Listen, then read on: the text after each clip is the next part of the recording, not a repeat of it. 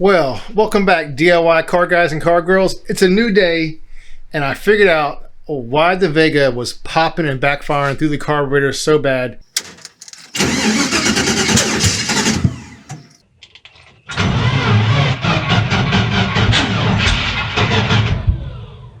Definitely not going to drive it again because I took it around the block. The driver's side, sorry, the passenger side right caliper is locked up. And the more you drive it, the worse it makes the horrible, most horrible knocking noise known to mankind. So he needs a new caliper on there. But we at least figured out what was happening with the popping out the exhaust to the carburetor. I think the carburetor is still lean because it does a little lean pop, but it's not that poof coming out the exhaust. So at least the timing on that is fixed. I'll show you exactly what I did. And it's quite simple. It has to do with the maps. Let's go look over at the MSD view and I'll show you guys exactly what I did. And that's what we're talking about today.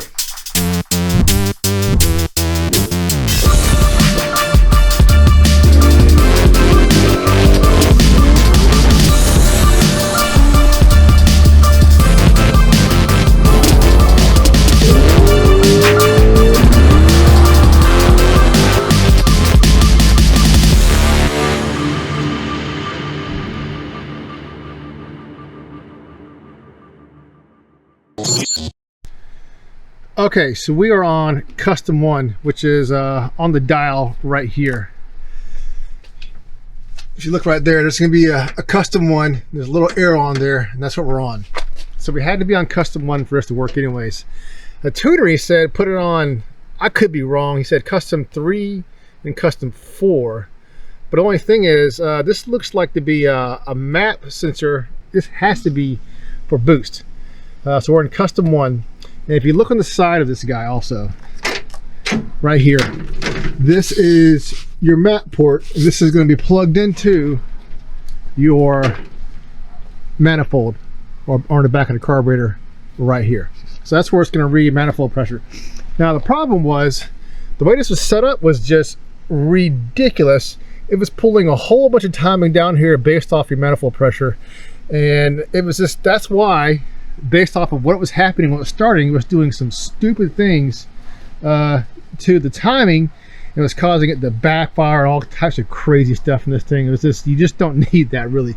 So what I have done, I have zeroed it out. So it doesn't do anything. And now if we go to the engine, we do it timing based off of engine speed. I have it set right here at 20 something, it comes up to 30. We don't know exactly where it wants to be. We're just gonna leave it right there for right now. And I'll show you guys that it starts up pretty good. So it's pretty easy. You can see right here it says it's online, and all you do is you just go to your connect and then you go to transfer, send, and it'll send whatever things you did right here. It says it sent it, it's good to go. So let's go ahead and start it up real quick. Give it some fuel again.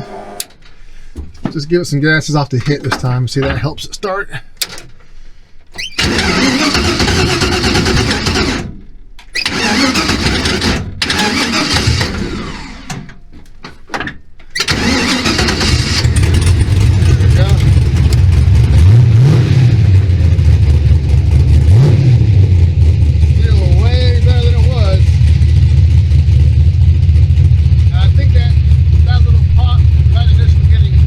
Probably use carburetor. We'll find out once we get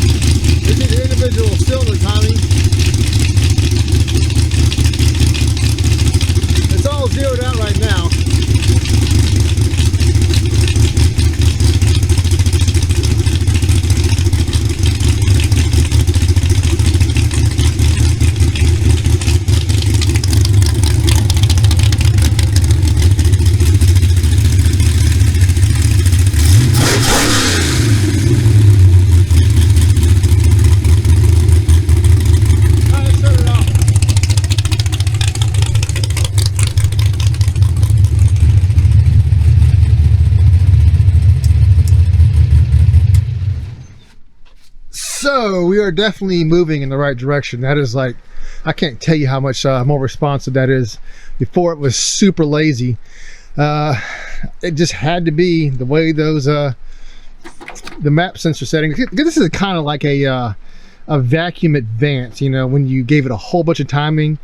You know, certain loads of the motor are supposed to give you better gas mileage, but who gives a shit about gas mileage, anything like that, when it's supposed to be a drag car? Just zero that crap out so it doesn't touch it. Got your timing table right here. That's the only thing we're worried about. And then over here, I still think it needs to be in custom one, because you've got your step retard right here, right? And this is where, if you look right there, that's where you're gonna pull your timing out for your nitrous. So there's gonna be a certain wire on there, on the vehicle, that you connect to your solenoid. So when they activate, this guy right here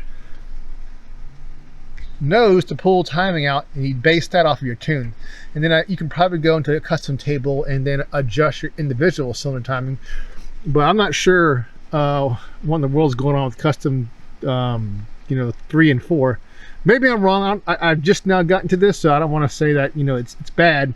But all I know is that whatever was going on with this thing before, it wasn't right, and it's a lot better right now. All right, so let's take the time to talk about what we've learned today. We've learned that even if it's individual coils, you know, coil on plug deal, like the LS box, timing is still very important in how you set up the box, making sure everything's working with your setup and what you are doing, or you can definitely have some issues. So I also want to say this too. Since I don't know what's happening with my day job, my current employer, hopefully it pans out. Don't know, but I do know that there's not too many places around here or anywhere nowadays that specializes in carburetor tuning. You know, or stop with the LS doing carburetor tuning, setting up nitrous, all that good stuff. There's still a whole bunch I have to learn about that box, but that was my first day using that box completely. I've never used one of those LS boxes or set them up or tried anything in them until today. So I'm pretty sure that I could spend a little more time in that guy and learn all the features. Like I said, I still have a lot to learn, but we do know that that guy, at least I know, and Nat's gonna know exactly when he gets here, that that thing is running whole bunch better. I mean, like night and day difference.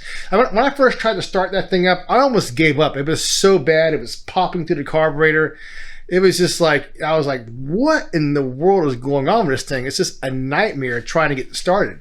And when he pulled it off the trailer, it was pretty much the same exact way. So let's talk about pricing for my carburetor tuning. If you go to a shop or a tuning shop, whatever, and you want to have work done to your car, the going rate on the low end is $80 an hour, and the high is about 120 or so, or maybe a little over 120. If you want to bring your carburetor to me, your LS, I'll set it up, get the timing right, I'll tune it, we'll take it on the road. I will do that for $40 an hour. And that's kind of important because that's a pretty darn good deal. I mean, you're not going to get a better deal with someone who's very knowledgeable around carburetors for that price anywhere else to my knowledge. But with that said, guys, don't forget about your boy, because I need to make some money here to pay some bills soon. Keep on wrenching, and peace.